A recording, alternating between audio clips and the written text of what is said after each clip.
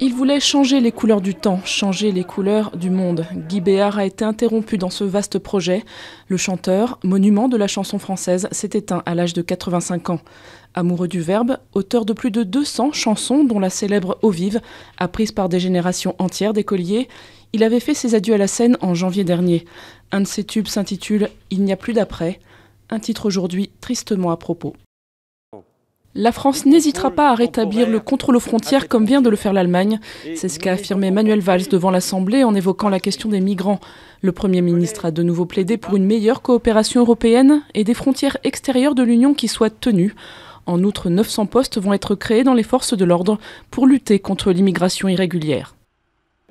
C'est l'un des principaux trafics de drogue des quartiers nord de Marseille. Le procès des dirigeants présumés d'un réseau de la cité de la Castellane s'est ouvert.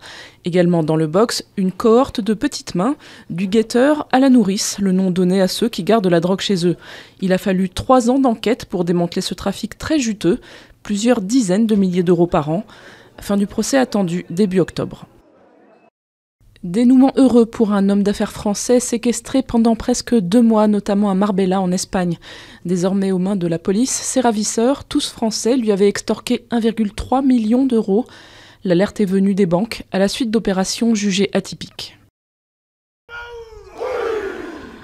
Fan de rugby, vous n'avez pas la berlue, c'est bien John Alomou qui est en train de faire un haka sur ce trottoir de Londres. Mais pas de fausse joie, l'ancienne star des All Blacks ne sera pas au générique de la Coupe du Monde qui débute vendredi en Angleterre. Il s'agit là d'un simple événement promotionnel. L'occasion de se souvenir qu'il y a tout juste 20 ans, le phénomène Lomou faisait trembler la planète rugby.